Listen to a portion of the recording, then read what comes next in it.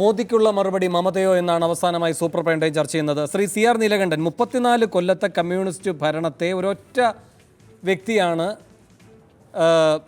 നിലം പതിപ്പിക്കുന്നത്. പക്ഷേ അതിവേഗത്തിൽ ഇപ്പോൾ 2006 ഈ സിംഗൂർ, അതിൻ്റെ ഭാഗമായി 26 ദിവസത്തെ നിരാഹാരം, അതിൻ്റെ ഭാഗമായി ഉടനെ രാഷ്ട്രീയ ഉയർച്ച, അങ്ങനെയല്ലല്ലോ മമതയെ കാണേണ്ടത്. 98 അവർ കോൺഗ്രസ് വിടുന്നു.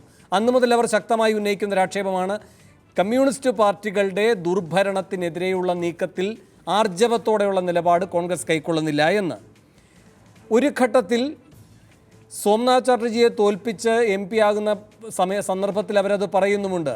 കോൺഗ്രസും CPM-ഉം രഹസ്യമായി കൈകോർക്കുകയുണ്ടായി എനിക്കെതിരെ എന്ന്.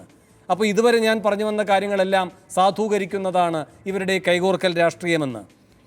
മാത്രമല്ല 2006 29 സീറ്റ് മാത്രമാണ് അവർക്ക് കിട്ടിയിട്ടുള്ളത്. 2004 മമത മാത്രമാണ് ജയിച്ച ഏക MP.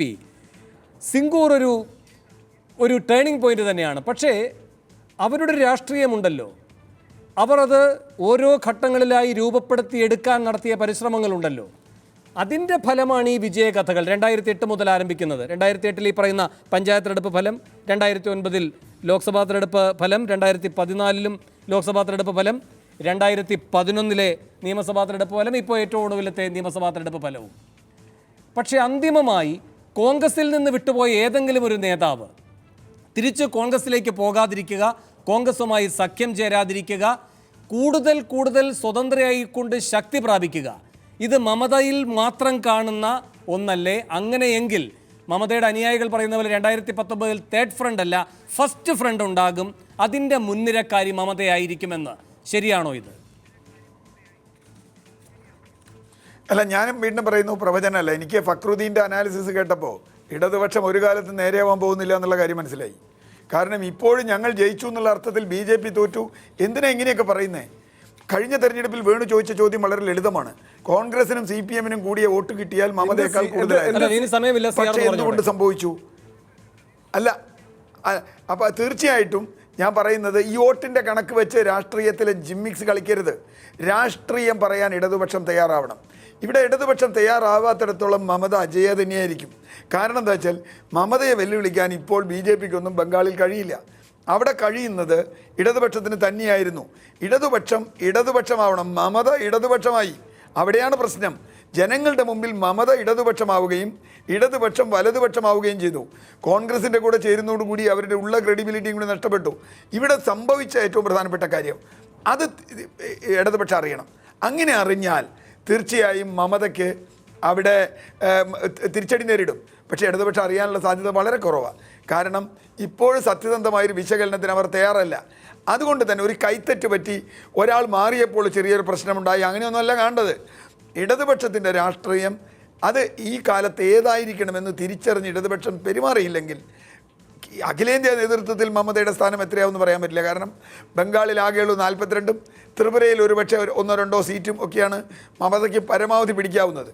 അങ്ങനെ വന്നതുകൊണ്ട് അഖിലേന്ത്യാ രാഷ്ട്രീയത്തിൽ മമത വരുമോ എന്നുള്ള ചോദ്യമൊക്കെ രണ്ടാമത്. പക്ഷെ എന്തായാലും ബംഗാളിലെ നമ്പർ 1 എന്നർത്ഥത്തിൽ മമത തന്നെ തുടരാനാണ് 2019-ലും ഇന്നത്തെ നിലവെച്ച് സാധ്യത എന്നാണ് ഞാൻ കണക്കാക്കുന്നത്. ശരി, എനിക്ക് ചർച്ച അവസാനിപ്പിക്കണം, ചുരുക്കം സമയമുള്ളൂ. ഫക്രുദ്ദീൻ, ഈ ഇലക്ഷൻ അനാലിസിസുമായി ബന്ധപ്പെട്ട് വന്ന വാർത്തകൾ മുയച്ചു നിന്ന ഒരു കാര്യമുണ്ട്. ABVP എല്ലാം മമതയെ കൺഗ്രാറ്റുലേറ്റ് ചെയ്തു. എന്താണ് ഇത് നമ്മൾ മനസ്സിലാക്കേണ്ട ഒരു കാര്യം എന്ന് വെച്ചാൽ, നിശബ്ദമായി ഇവിടെ അപ്പുറത്ത് മതേതര ശക്തികൾ ഒന്നിച്ച സമയത്ത് മമത ഈ മുസ്ലിംസിനെയൊക്കെ റെപ്രസെന്റ് ചെയ്യുന്ന മമത അവിടെ RSS-ഉമായിട്ട് സഖ്യം ഉണ്ടാക്കിയിരുന്നു രഹസ്യമായിട്ട്. അതിന്റെ ഭാഗമല്ലാതെ എന്തിനാണ് ABVP ഇത്ര ശക്തമായി ഇവരെ സപ്പോർട്ട് ചെയ്ത് മുന്നോട്ട് വന്നത്? ആനന്ദപ്രസാദ് പത്രിക പോലെ പത്രങ്ങൾ അവരെ അനുമോദിച്ച്. മാത്രമല്ല ജാദവ്പൂർ യൂണിവേഴ്സിറ്റിയിൽ മറ്റും ഹിന്ദുത്വ ഫോഴ്സസ് അഴിഞ്ഞാടിയ സമയത്ത് തിരിഞ്ഞു നോക്കിയില്ല മമതയുടെ പോലീസ്. ശ്രീ ജോർജ് കുര്യൻ 30 സെക്കൻഡ്. ശ്രീ ജോർജ് കുര്യൻ,